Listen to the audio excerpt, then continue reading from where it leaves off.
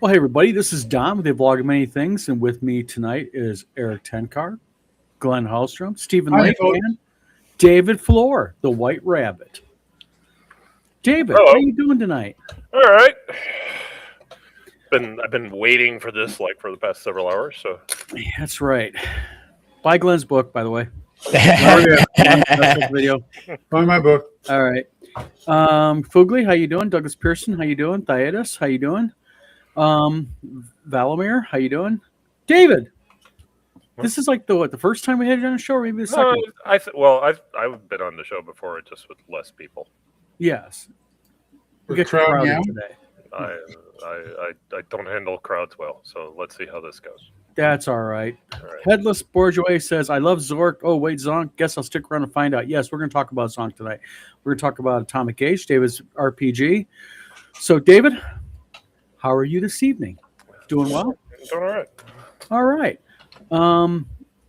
So, shall we just dive right into this? Just why not? Thank you, Doug. Tell me what you want me to talk about. Do you really want to do that?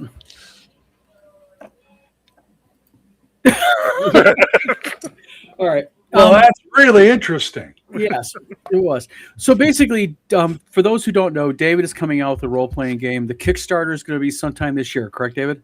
That's the plan. For Atomic Age, the RPG. Plus, me and David's been in development of an online game called ZONK, which is kind of like a mix of Zork, Eye of the Beholder kind of mix. So we're going to be talking about those two games tonight. And so basically, we can just kind of dig right into it. You want to kind of give people kind of the overview of your game, Atomic Age, the RPG? Okay. Atomic Age is a post-apocalyptic D20 based role-playing game. It exists because a long time ago I wanted to create Gamma World content, and Wizards of the Coast hit me with a cease and desist order.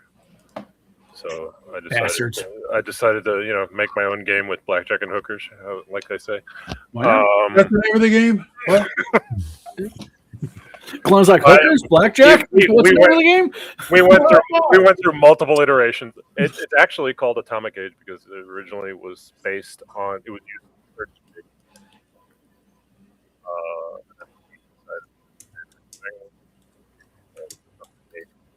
You are really fading in and out, David. I am. Yeah. Sound-wise, yeah. Yep. It just could be me. Yeah, there you go. Now you sound better. Okay. All right. But yeah, it was originally based on 13th Age mechanic, and basically built the whole thing on 13th Age. And then we decided, then we tried 5th edition for a bit, and we ended up creating our own system. Mm-hmm. And we're basically, I pick and choose some features from. It's very crunchy because that's just what I am. I'm a software architect, mathematics, and computer science major. So anything I create is going to be very crunchy. Mm-hmm. What was that? Why not? It tends to be. So it's very mathy. So yeah, and I've been working on it for 12 years. Mm-hmm. I think it's about time we get the thing out. Yeah. Okay. So it's a post-apocalyptic RPG. Correct. Now, a couple things about Atomic Age is I'm going to be doing the layout of it for you. And we're kind of, for those who don't know, David and me are working on, along with Atomic Age, David and me are kind of doing a trade. I'm going to be doing all his layout and some of the artwork, and David's doing a lot of the primary coding for Zonk. David, I'll kind of let you do it. You want to give kind of an overview of what Zonk is? Zonk is you actually can probably describe it better than I can. Zonk is kind of like if you took Eye of the Beholder and mixed it with Zork. So it's kind of a graphical, text-based. There's a character tracker in there. You pick up items in the dungeon. You can use them, spells, that type of thing. Eventually, we're going to be. It is heavily inspired by the original Infocom games, Zork, Yes. Zork, and the like, with some graphic interface elements on Yes. top of it. It is a browser-based game. Yes. With behind the scenes, it's got it's not as extensive as your typical RPG, but it does have RPG mechanics that are part of it. Yes. And Hold on one second. I will fix the text right now. Everybody's hating on me about everything. You guys are stressing me out, okay? There. Feel better? There. How's that? And you can actually pull the box up and expand the box. Oh gosh, we got Eric in the house now. Eric is there. There we go. I do too many of these live streams. Oh my god! Yep. It looks beautiful on my new monitor. Thank you. Nice. So that's basically what ZONK is. Again, it's heavily Infocom text-based game influenced with some graphical interfaces with it. It's going to have, you're going to be able to create a character. You're going to be able to have eventually several dungeons or different adventures you can go into. There's several different characters. We have mage-based characters, fighter-based characters, healer/cleric-based characters. So it's not just you just choose an adventure and go. If your jam is magical spells, you can be a cleric or a healer. In the game we call it, or a mage. And if you want to be a fighter, you can be like a barbarian, that type of thing. So, and David is the man behind the magic, behind the scenes. A lot of work has went into this, and I want to stress that real quick. Just like with Atomic Age, the game Atomic Age is so well thought out. David has done a really good job of really just digging into it, and it's a really solid game. And I think we did that with ZONK too. I am personally really happy with the tech behind ZONK. Yeah. With how it all works. Yes. And to David's credit, and this game would not have been possible without David. What's really cool about ZONK is also, and I want to get more into Atomic Age, but some people have been asking about ZONK, is what I like about it is as you're going through the dungeon, as an example, you run to a chest. You can choose to try to open the chest. If the chest is locked, you can try to break open the chest. You might find magical items. You can choose to pick up those magic items, or you can leave them. Throughout the game, you want to go ahead and you may find like a white scroll. You can choose to use that scroll. And what I think is pretty cool is if you choose to use it, you're warned. Like, are you sure you really want to do this? So you make that decision whether or not you want to do it. But the big thing is, and we're kind of changing it now a little bit. It was more graphical in the sense that each room had like a graphic, but I think logistically it's going to go more towards text, but with the character graphic on there and the ability to have equipment and spells and gear. So we're kind of going more text based in the core, but it's just kind of a work in progress. And like I said, there's been a lot of work done on this game. And I mean, it is effectively a dungeon crawler. It is. Yeah. I like the term pseudo-random because we basically have a pile of rooms, a pile of chests, a pile of traps, a pile of monsters, and it systematically builds a 40-room dungeon that is pseudo-random. And it's got things like behind it, like if you decide to smash a chest because you can't pick it, it actually behind the scenes it increases the probability of the next room having an encounter. Yes, because you're making noise. Yeah, little things like that. Mm-hmm. And what I really like about it also is my age range. I'm 58, so I grew up on things like Zork and text-based adventures. And I think the nice thing about ZONK is for people who, the more modern gamer who wants more visual, visceral type gaming, it will somewhat appeal to them, but also the more old school gamer, OSR type gamer, it'll appeal to them. And the math behind it is kind of like dummy proof. You don't got to worry about it. But I would say that the math behind it is 5e based. Would you say, David? Mostly. I mean, I wouldn't say there's skills per se, but there are attack rolls, skill checks without, I think they're technically like 3 skills. Yeah. You're either good at finding things, good at fixing traps, and good at magic. Yes. That's basically it. Yeah. So, And again, yeah, I'm going to probably say this many times in this video, but without David, this just would not have been a thing. I mean, I approached David. What was it been 3 years now? Almost. Yeah, it's been 3 years. Jesus. I have my ZONK book right there. It's been 3 years. And I am late. yeah, let's not talk about it later, okay? But the big thing is the another thing that's going to be that ZONK is going to be really heavily based on is we're going to be taking a look at what other people say. So as people are playing the game, there's going to be a place on the website that people are going to be able to give feedback. So if you have ideas on how to make the game better, we're all for it. We want to hear it. Again, the game is going to grow because David's installing. In fact, we're kind of dealing with that right now. Is working on the admin panel in the background to where I'll be able to, or David, or whoever's working on it, will be able to add dungeons or sewers or that type of thing into it. So the game will constantly be evolving. No two games are the same also. So if you get killed in the third room in and you want to restart, it's a whole different ballgame because it's random. It actually builds. It pre-generates. I think it's 30 different dungeons for each scenario. Yes. Yeah. So if you go back in, you'll just have a different. Speed. Yeah. So mathematically, the chances of playing the same game are very, very slim. I mean, you're always going to have something new and interesting. Kind of getting back to Atomic Age is, I guess one of my questions for you, David, is when you take a look at Atomic Age, the RPG, what differentiates that between any other like Traveler or Shadow Dark or D&D? What sets Atomic Age apart from those other type of RPGs besides being post-apocalyptic? The main thing is that I've taken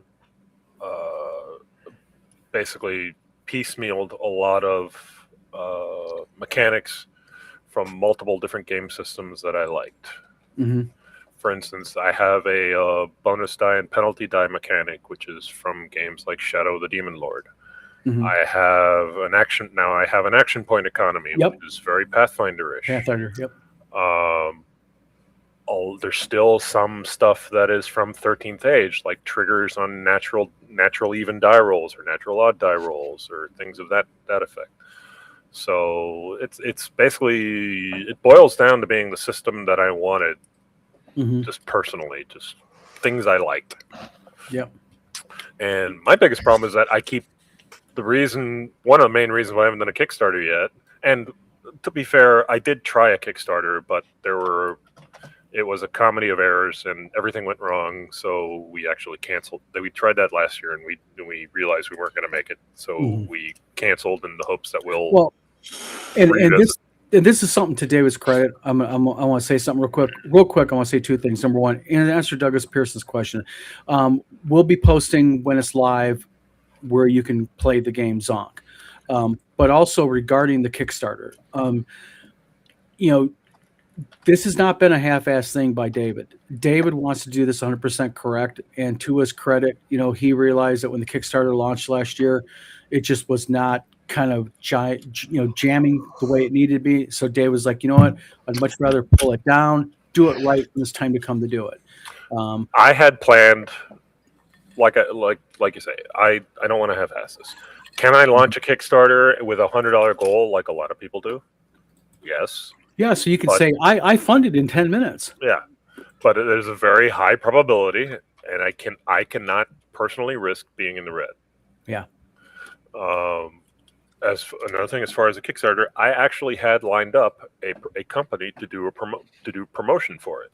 Mm-hmm. And literally, two things happened. Literally the day before I was going to launch the Kickstarter said, wait, we have to review your financials. So Kickstarter itself delayed me a week.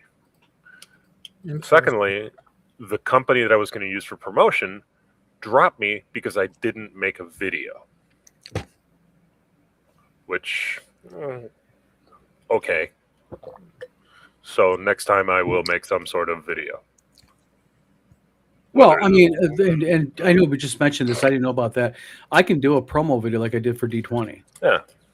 That's simple. It's easy stuff. But at the time, I didn't realize that was like, that was a deal breaker. Yeah. But I'll tell you something. Another thing about David is he's thorough. You can tell he's a programmer because he has this thing. I know the back end math on this. He shared it with me.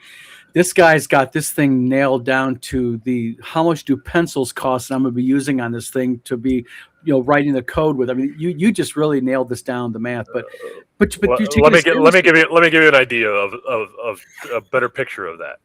For the monster math, I have multiple spreadsheets. I actually wrote an application in C# to do my math for me. Mm-hmm. So every monster's math is mathematically calculated down to the decimal. Yep. So everything is dead on. He means that, by the way, people, Yeah. down to the decimal point. Yeah. That's how much of a, I don't like to use the term anal, but yeah.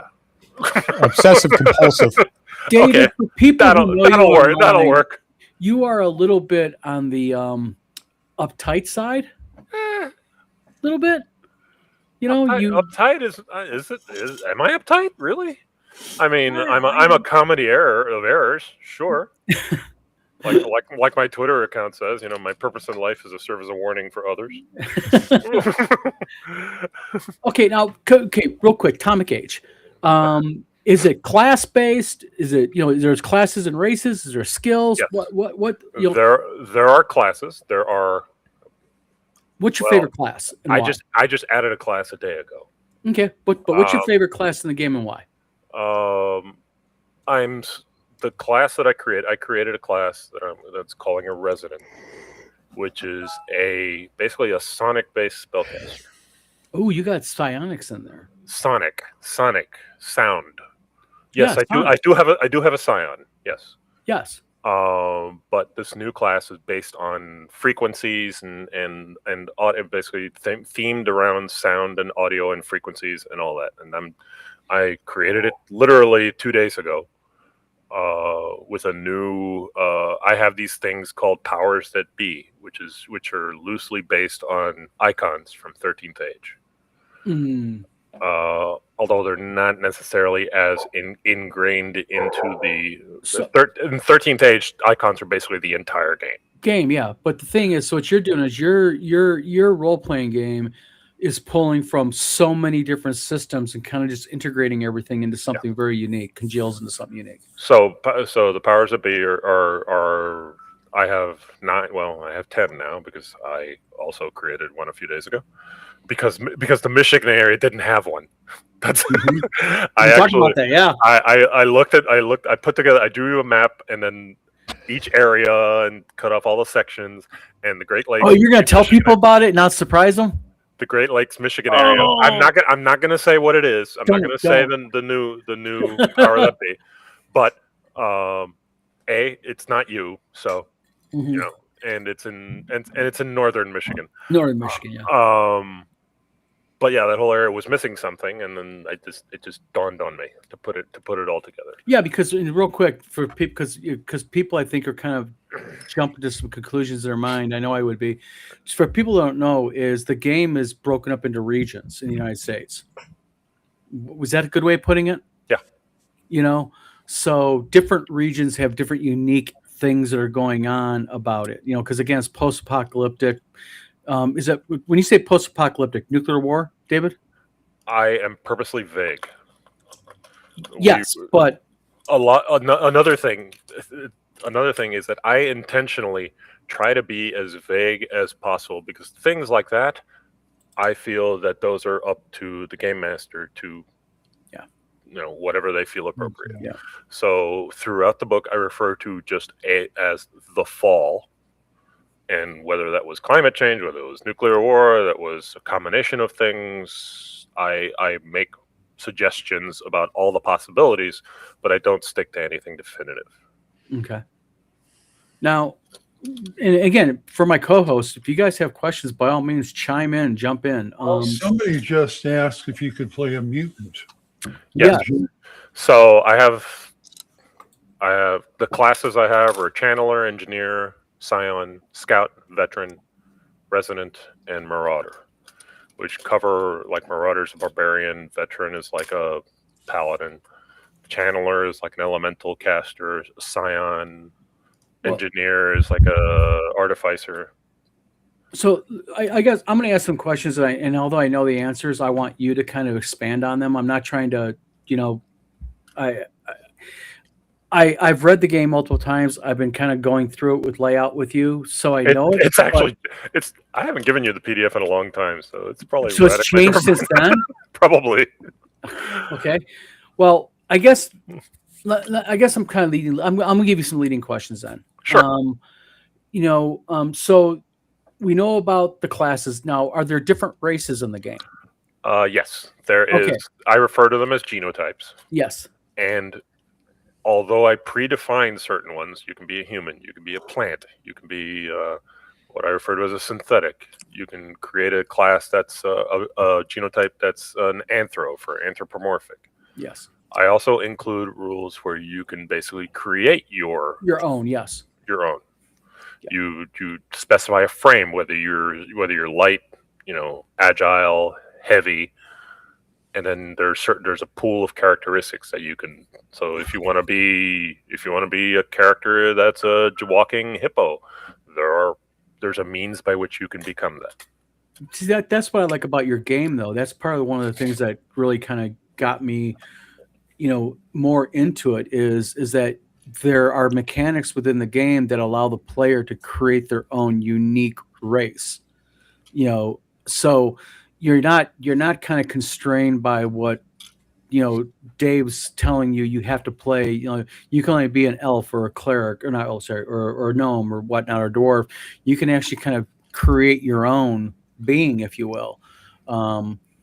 So you got races, you got classes. Now would you say that there are skills involved in this game? There are skills, yes. Okay, can you kind of give an overview of what those are? There are 7 ability scores.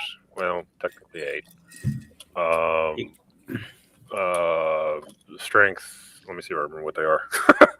Strength, intellect, vitality, willpower, awareness, personality, and luck. And I'm probably missing one. And then based on those, there are various different skills. You look at them and they're very D20-ish. Mm-hmm. But and I don't have I don't have instead of charisma, I have personality, and instead of intimidation or persuasion or things like that, I have speechcraft, I have charm, things like that. Now, going from letter A to letter Z, is you have underneath your name the White Rabbit. Yep. Now, yesterday I did a nice handy graphic for this show, and I did a mouse. And Mr. Flor very pointedly messaged me and said, "A fucking mouse? It's a rabbit." So I had to change it. So, David, let me ask you this question. When you look at your photo, to my defense, and I don't know if anybody else thought this, but does his freaking photo online look like a bloody mouse to anybody? Oh, sure. Nobody's going to say yes. It's not bloody. It's not the first time that comes up. So why? And it drives me crazy. Okay, what's the big deal about a rabbit? Long time ago, I created an alternate reality game online where the main quote-unquote character was an artificial intelligence called Joshua, based on the War Games computer, and its avatar was a white rabbit. With if you look at the high resolution version of my icon, its eyes have binary code in it. Oh, is that why they're green? Yes. Ah, okay. So that just kind of I kind of just stuck with that, and I use that everywhere. I even use it at work, which I'm not supposed to. Gotcha. And everybody tells me, "Hey, you need to for your in Microsoft Outlook, you need to have a photo of what you look like." And nope, it's the now without breaking any of your work rules, okay? and I don't know how much of this question you can answer, but you know, you are a computer game coder, correct, by trade? Correct. Okay. Can you talk about what type of coding do you do, or is that a no go? I think Totally respect it. I can Let's not touch it. work. Let's not take any chances. No, I can. Okay. I've this come up. I work with a company that develops online slot games for the online casino industry. Okay. I am at liberty to say I think that we are a subsidiary of Games Global. Okay. I mean, I have made aware that I was involved with the D&D slot game that came Yes. out a couple of months ago. Yep. And I think that's the only game that I've been allowed to say that I was involved with. Because Now- I wasn't even a developer. I was the technical consultant. Oh, you Gotcha. play games like this. We need your opinion. Okay. Yes, I'm like, we don't want you coding. We just, does this beholder look right? Gotcha. Yeah. Now, quick question about when you look at Atomic Age, okay, it is a fully developed role playing game. What would you say is what was the hardest part about developing your own role playing game? There's a lot of writing. The biggest problem I have, like, I am very good with mechanics. I'm very good with numbers, with crunchy stuff, with rules and whatnot. But Mhm. when it comes to writing lore, it has always been a struggle. Now, have you gotten other people involved in this to help you out with it? Is there anybody involved like that? Not fully yet. I've been, over the years, I have expanded on it. But like the lore section, I have a chapter that explains the geography of the northern United States. Mm-hmm. And right now, I think it's only 2 pages long. Yeah, it's not that long, that area of the book or the game. No. Yeah. So I put very little effort into that. Okay. So Now, does the game primarily have a lot of stock art in it? I know I'm maybe doing some artwork for you, but what about the other? Right now, the only art it has is First of all, before I continue, I am not an artist, not a creative artist. No, you're you're a technical guy. You're a technical. I can't draw a decent square at gunpoint. So, but I do have graphics for each of the powers that be. Yep. I do have graphics for each of the genotypes. That's as far as I've gone. And I created a map of the United States, which is basically taking clip art of the United States and drawing lines and circles on it. Mm-hmm. Beyond that, I have no art right now. Not a one. Well, the nice thing about it is that I'll be reaching out to people like Eric Lofgren and Dean Spencer, and also I got to talk to James Michael Spahn. I'm doing a layout for him for his game, and he has access to a lot of cool different stuff. And I've already briefly mentioned you to him, and I want to kind of follow up with that. This probably tomorrow. Yeah, tomorrow's a good day for him because tomorrow's Friday. We're having a Friday meeting. My biggest problem in all this, and it's a problem I've had with pretty much anything that I've published, is when I had to do the cover for one of my adventures, and I knew the artist I wanted. I like, for the cover of The Coming Dark, Chapter 1, which I published, I hired Brian Patterson, D20 Monkey, and he's like, "Okay, what do you want on your cover?" And I'm like, "I don't know. Here's the adventure. Read it. Think of something." Artists don't like that. No. That's why there's art directors. Go ahead, Eric. Sorry about that. I've been there. And it's like, what do you mean, draw what I want? But that's the thing with Spawn. That's what James Michael Spawn does. He's like, okay, all the artwork is in for Chapter 1 in the Chapter 1 folder. Unless you don't like it, then you can go ahead and do whatever you want. It's like pressure, pressure, Really. But even with you, when we first talked about this, you brought up, "Oh, do you want the inside art in color or do you want it in black and white?" I'm like, I don't know. Well, that matters because for those developing a game, and me and David's kind of gone through this and this is kind of like a lesson to anybody developing a role playing game. It doesn't matter what your genre is. Really, the first topic you really need the decision you need to make is my game going to be full color on the inside or black and white? And keep in mind, and I've run into this a lot, is I've ran into creators where they'll say, well, it's black and white because all I need is red, like only in a couple spots, some red text. It doesn't matter if you're not, it doesn't matter if it's a 400-page RPG game and you have one sentence in there that's red, the entire game's considered color because it's all digital print now. Mhm. So the printers don't differentiate between it. You have to set it broadly to color or black and white. So you can have one word on page 379. The word, dice can be red. If that's the only word in there that's color, the entire game will be priced as color. And we'll have to talk about that. Is like right now, all my another thing that people find really weird. I do all my writing in InDesign. Yes. Like I do all my writing at the time of layout. Yes. No. I know. I know. I know. Me and David's had this discussion several times. Like on an editor, it's like, oh, just give it to me in a Word document. I'm like, I don't have that. Here, take this PDF, fix it. Yeah. And they're like, no, can't do that. Yeah. Well, and the thing is, because you have to understand something about InDesign. InDesign is the final layout tool. So if in chapter 1 it's tightly ended, so like the last page is right tight to the bottom, and during your edit you're adding several parts in chapter 1.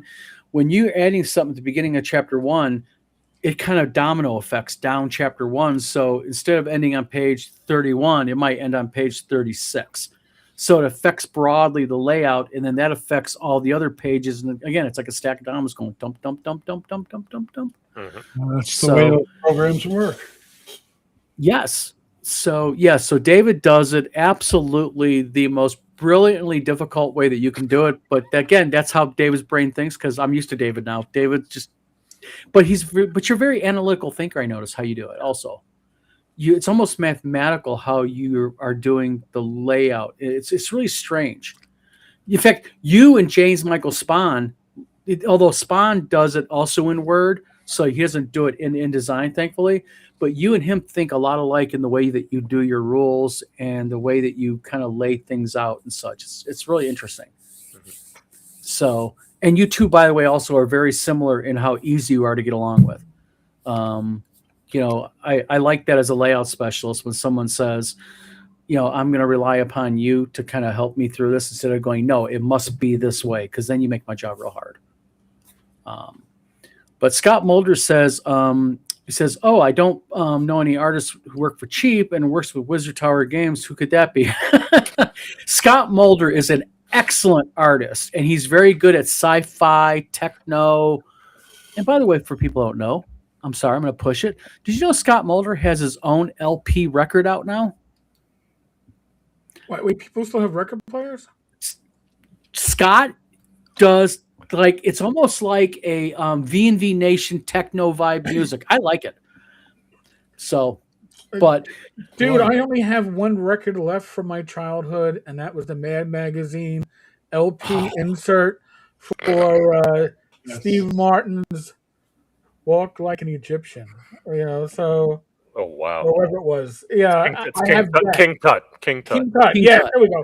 I have that. I have nothing to play it on. But I still have that floppy little thing from Mad Magazine. So, well, Mr. Mulder does techno vibe music, and he's very good at it. But he also does very good artwork, too. So, David, with Scott's permission, I'll send you Scott's information. Very easy to deal with. I thought you were going to be my art director.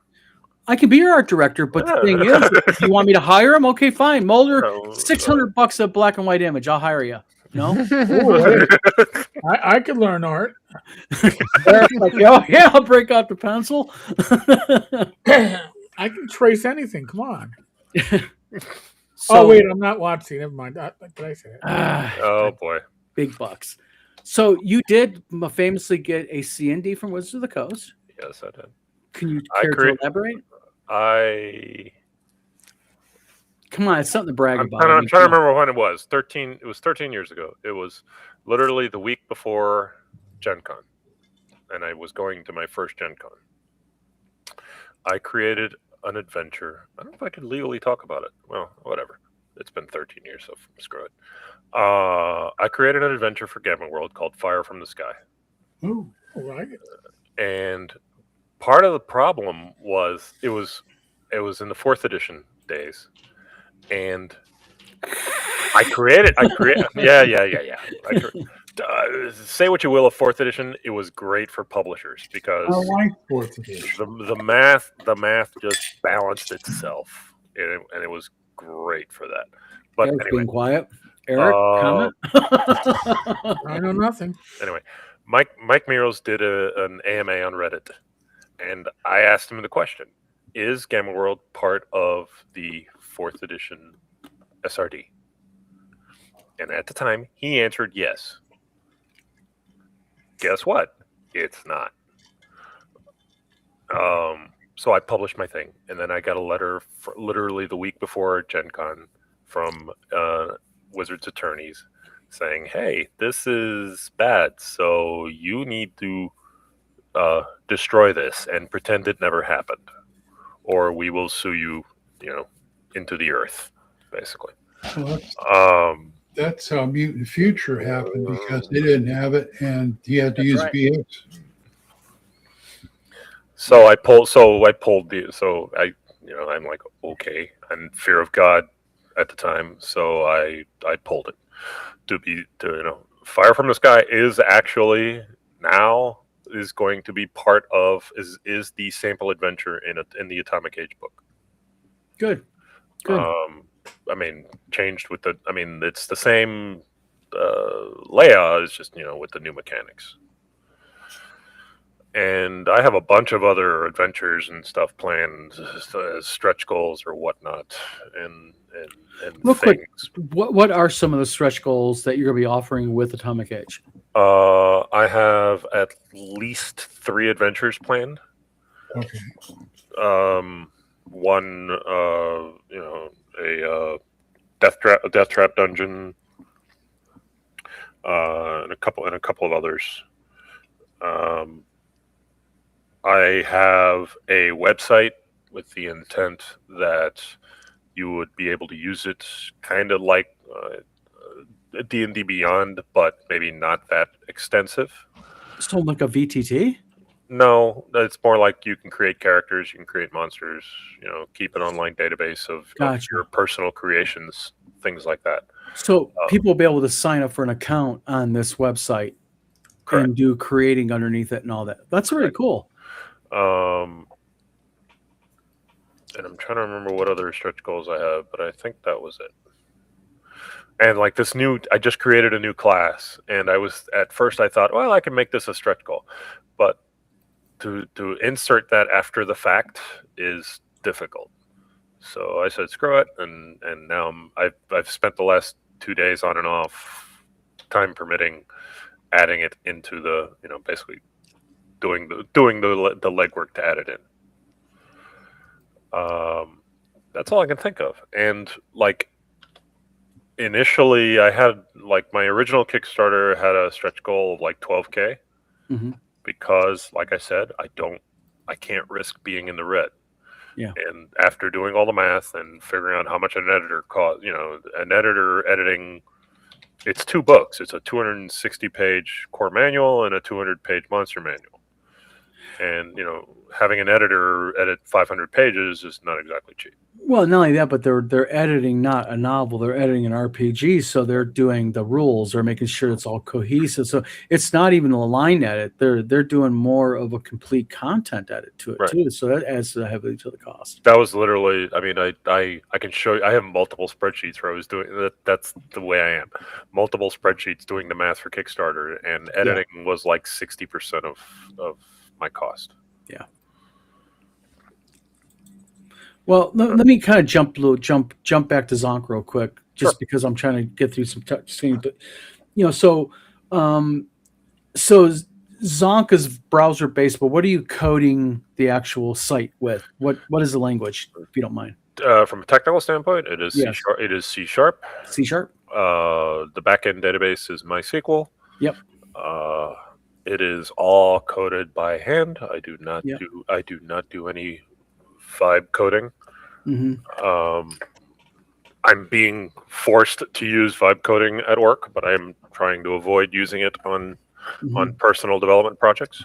And real quick, David, for people who don't know lingo, please tell people that are watching this, what is vibe coding? Vibe coding is using an AI to write code for you, basically. I mean, that is the simplest explanation of it. So using tools, tools like OpenCode, Copilot, Cursor, things of that nature, and LLMs to do the heavy lifting. Mm-hmm. I mean, I've been a programmer for over 40 years, so that is to do that for development is a personal hard sell. Yeah. So, let me ask you this question regarding, for anybody out there watching this who are kind of looking at this going, I'd really like to go ahead and, do my own role playing game. In your opinion, what are some things that you would definitely suggest for them to kind of initially kind of start doing now, or what are some of the important things they need to get out of the way in the very early on stages to do an RPG right, in your opinion? RPGs basically have, well, for starters, what am doing or what I've done is Power went out. What I'm doing or what I've done is way too much.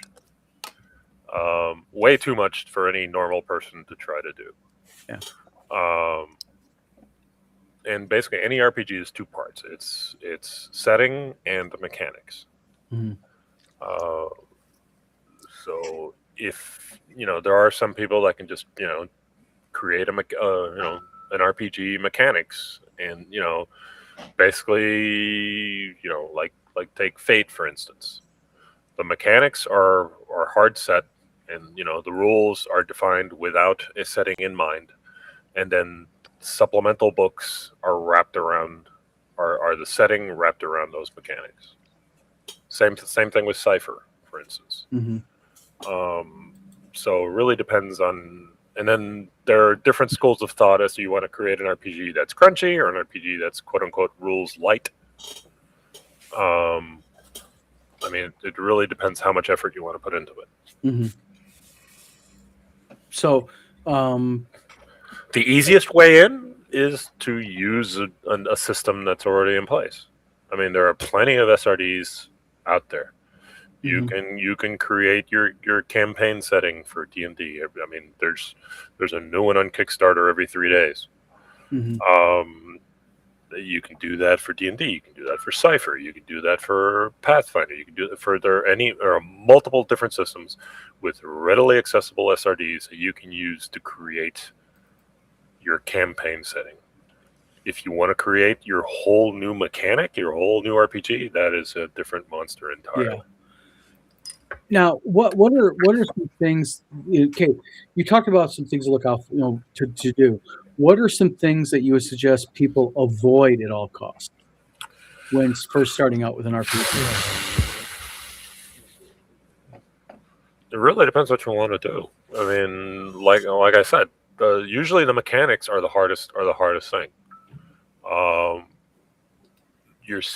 Your most campaign settings, your selling point is what mechanic they are using, or some campaign settings are released across multiple mechanics. A campaign setting could be released for Pathfinder, it could be released for D&D at the same time, at 5e at the same time. Mm-hmm. The mechanics aspect, to create mechanics from scratch, that is a significant amount of effort that not everybody can do, because it is a highly analytical process. Mm-hmm. balance is the hardest thing to do, because you can't just think, oh, I'm going to create a new class. That class has to be equal ultimately in overall to everything else that you create. Well, and that's interesting you talk about that, because that's one thing that Tim and me got into when we were talking about open worlds, which is going to become the pen and paper version of Zonk now.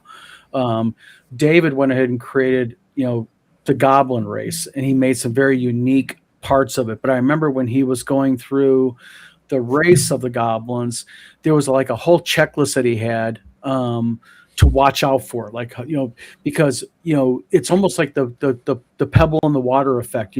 It's not the splash that's going to get you; it's the ripples that kind of fly out from it, and how that interacts with other things in the ethera, if you will.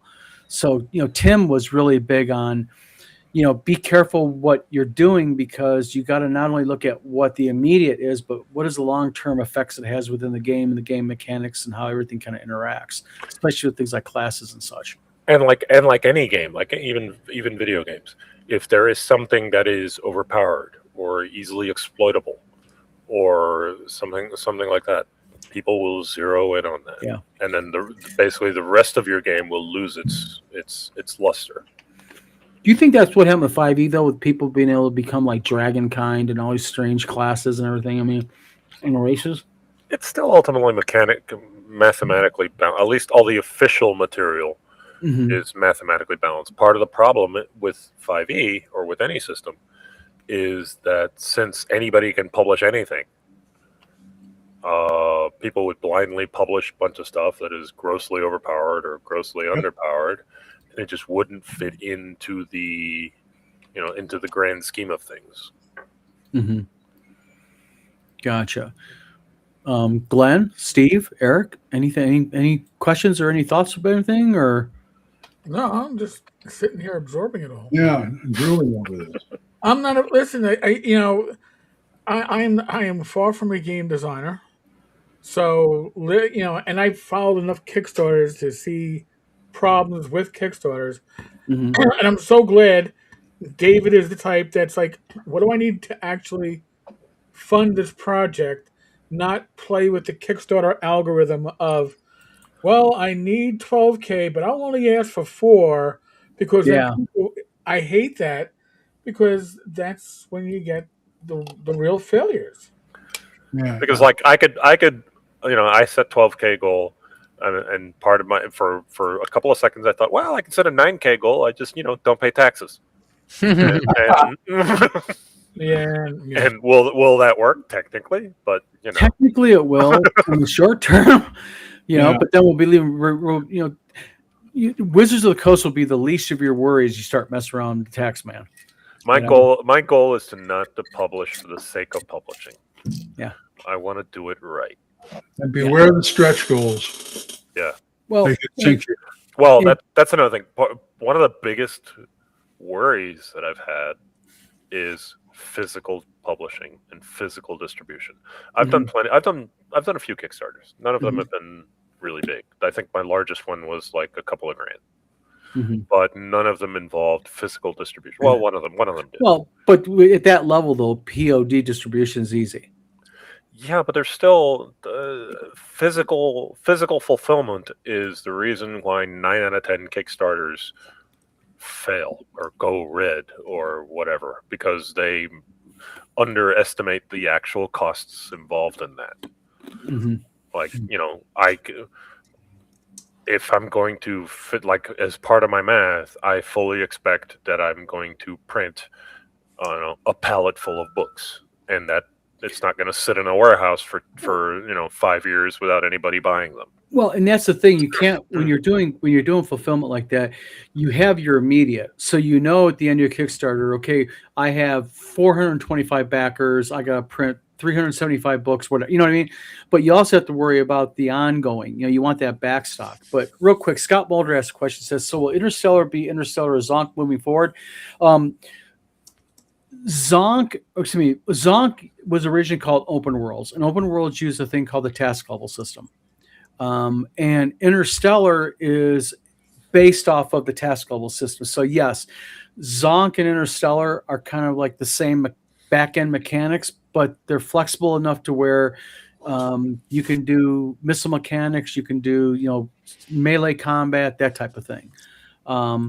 Glenn, you have a request. Doug Pearson says, "Stay awake, Glenn. Have a Coke and a smile. Have a rock and ride and a smile." How about a smile? Smile. Okay. Flor's drinking something. I don't know what he's drinking. Something alcohol based. Corona's the only shitty beer they have here. Oh, Corona. You're right. Crap. Blitz the Kraken says, "What about behavioral mechanics? Can you situate them into the code, making it more dynamic in a world in an L?" Oh, he's talking about ZONK. David, what's your thoughts on this? Can I? Yes. Do I want to? Do we want to? No. Not particularly.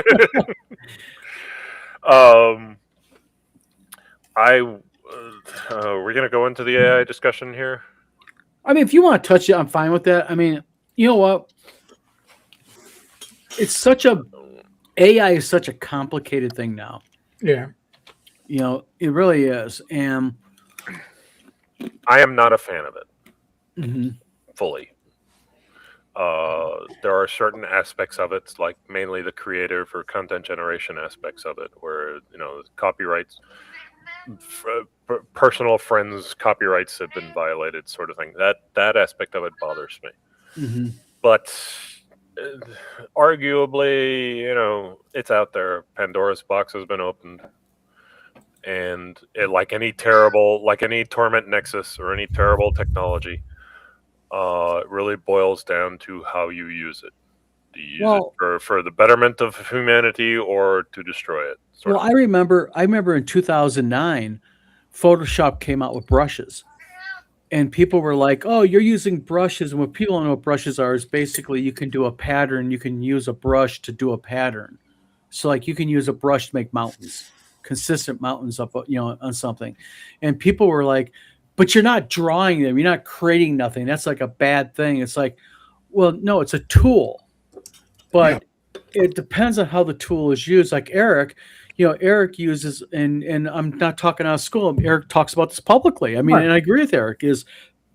Eric, real quick, how do you use AI? Just to kind of let you out of the horse's mouth. I do 5 long form videos a week, and I don't have an artist that's going to keep up with me, let alone work for $5 a day. To work for a $5? No. But it's taken me literally 2 or 3 months to get the AI trained to where I get a consistent look that says the tavern, and it has that old school TSR look. It took a lot of work to refine that.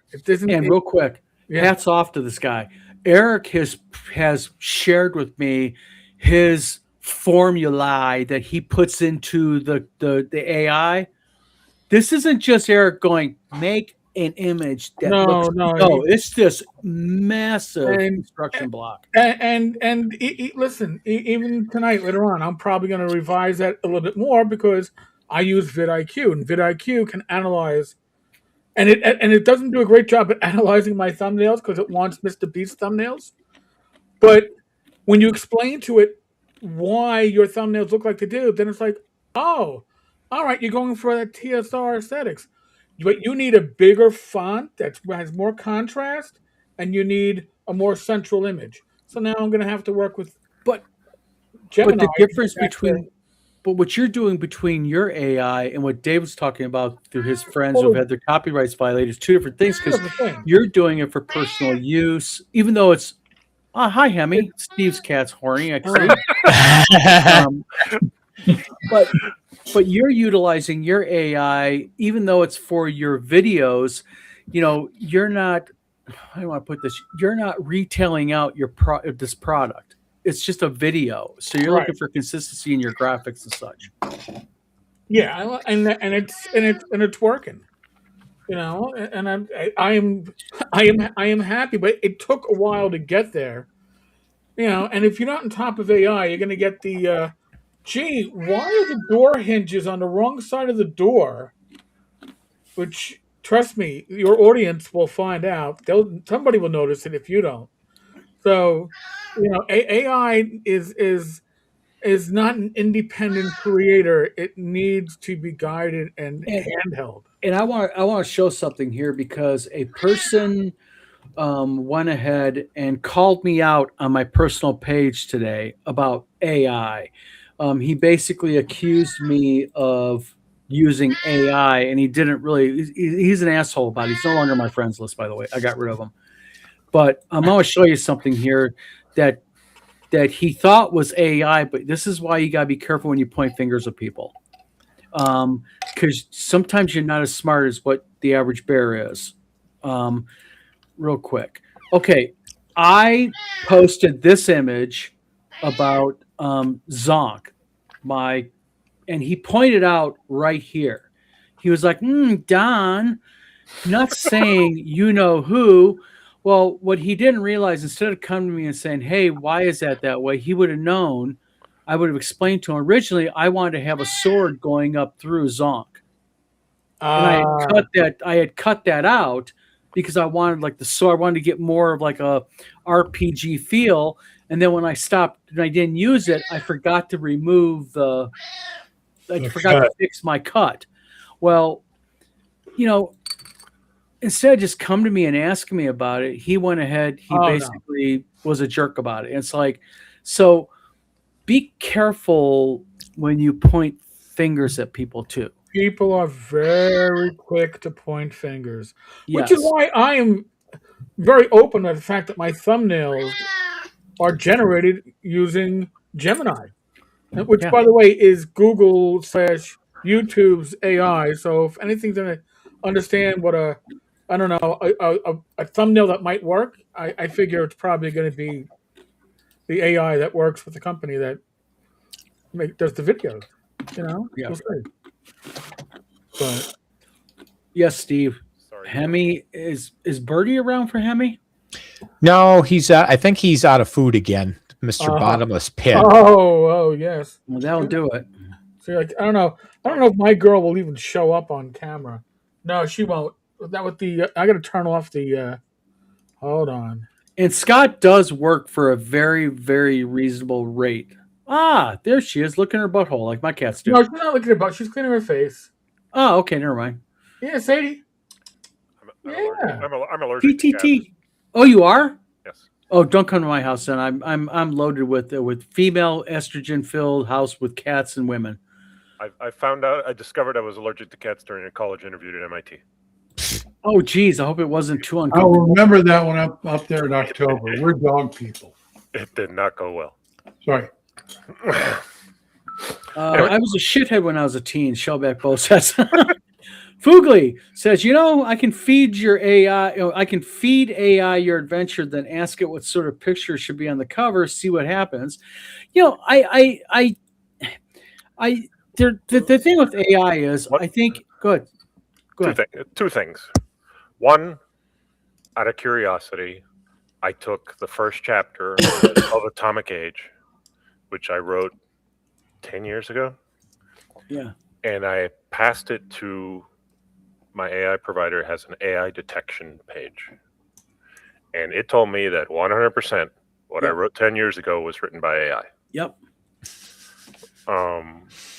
Secondly, when I did the Kickstarter, another issue that I had was that this was before I even talked to you about cover art and shit like that. So I found a piece of art that I liked, but big mushroom cloud. Yep.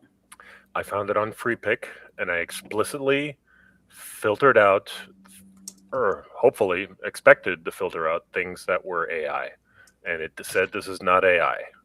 So I used it, and people started saying, "Hey, this looks like AI." So I contacted the artist, and I asked him, "Did you create this?" And his exact answer was, "Yes, I created this with Midjourney." Well, technically, he created it with Midjourney. All right, gentlemen, I got to swing over to my Discord. Eric, it's been a good time. Good night. Good night, Jen. You're welcome tomorrow. Good seeing you. What? You're welcome to be on the show tomorrow. I'm running my open table tomorrow. Fine, be that way. Sorry, No Jen. longer with the wee little people. I know. I'll crash and burn. All right, Eric. Have a good night. Take care. Scott Mulder says, "Got to run. We'll catch up on replay. Please don't give David and Eric my contact. Oh, please, no, don't please give. Wait a minute. I think I know what you want. We'll get it taken care of. But also, in my defense, is I did a mushroom cloud image for David for the cover, and Kickstarter was kicking it back as AI, wasn't they? Weren't they? And it's like, no, it's not AI. So all these damn AI detectors, they ain't worth a broke dick. Originally, I was going to use BackerKit, Yes. and BackerKit said, "Hey, that looks like AI." Yeah. Was it BackerKit was the one that was kicking it back? David's having an absolutely apocalyptic fit right now for Atomic Age. He loves it. Sorry, choking. Oh, you all right? I'm okay. I ran out of beer, so I got nothing to drink with. Anyway, yeah, Backer. What the hell happened to my voice now? Shit.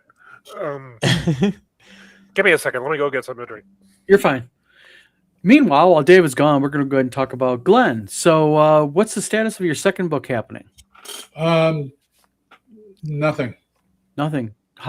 How's the medical and everything going? Everything going good? Yeah, we're still waiting on starting the chemo. Like I said, they took the today, and then they said, "Oh, it'll be 5 to 7 days before we get the results." I said, "So you're telling me another week?" They do it though, Glenn, because they want to make sure. That's a big, they got to make sure they get the dosages right. They got to make sure it's all right, my friend. Okay, well, because chemo can hurt you. Oh yeah, I can tell. Yeah. Already, I can tell. David, welcome back to the show. Hey, Dave. Okay, I'm okay now.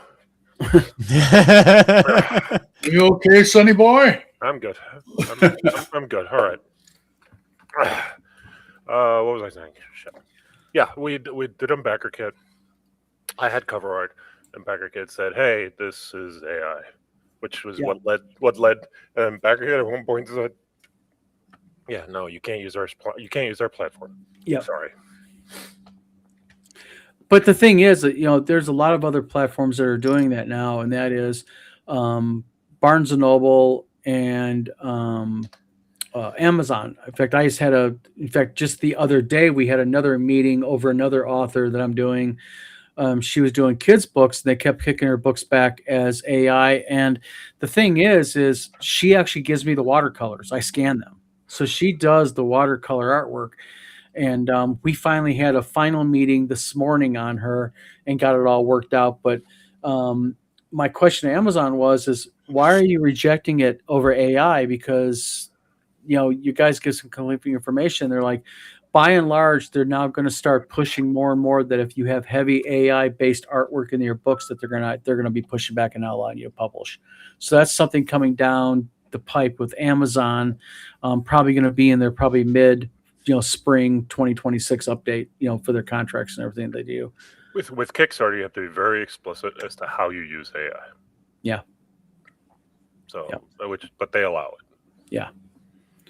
So, but to be clear, I do not plan to use AI. Yeah. Let's establish that. Yes. So, ballpark, when do you think you're going to be getting the Kickstarter for Atomic Age up and fired up? Any idea? Ballpark? Not holding your feet to the fire. My goal currently would have probably been around August, September. I don't want to. I have it in my mind that I want to do it this year, but I don't want it to collide with the holiday season. Mm-hmm.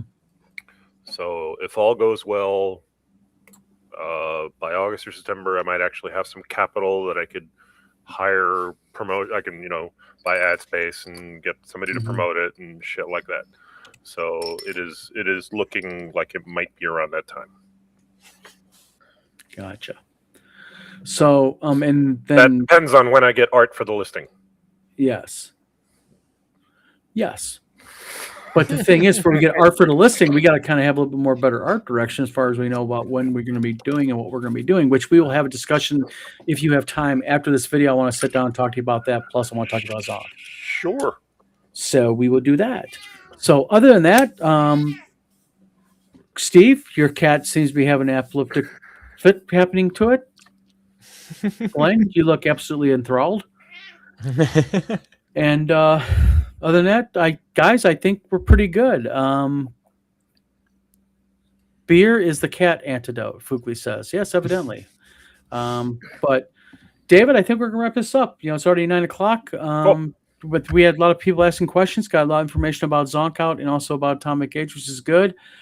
Is there a website they can kind of keep track of Atomic Age on, or is that coming up here pretty soon? I have a website up there, but I have a domain, atomicagerpg.com, but I haven't touched the website in a while, so it might be a little dated. Gotcha. Glenn, there you are. We got double Glenn now. I got knocked out for some reason. Yeah, but you've There's two of you. There's two of you now. Let me So- check. Yeah, there's a partial one over on the side there. Let me see if I can kick him out. Let me Let's see if go I can and go up here and grab it. let me. Oh, remove- and I'll throw out a shameless plug for the since we talked about AI, a little AI experiment What's that I that? did at ai.brainclouds.net, Mhm. where I took over 50 different language models and I posed them the virtue questions from Ultima 4. Basically, it was a moral experiment. Yep. And it had some interesting results. Gotcha. And what's the website on that again? ai.brainclouds.net. ai.brainclouds.net. All right. So at that, I think what we'll do is we'll go ahead and call it a night. David, thank you for coming on tonight. Pleasure to be here. Much Thanks. appreciated. Glenn, Steve, thank you for coming on tonight with us. Folks.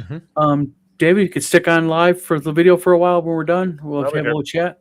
And other than that, guys, thank you for tuning in. Everybody in chat, thank you for coming on tonight. Thanks for the input and questions and everything. And we'll be throwing some more information about Zonk here probably tomorrow after I talk with David tonight about Zonk specifically. And also on Wizard Tower, just throw some information about Atomic Age also, just for the hell of it. Why not? So But get now everybody. you're going to make me update my website. Gotta make it do it, yep. So Fugly, everybody else, thank you for tuning Buy in. some books.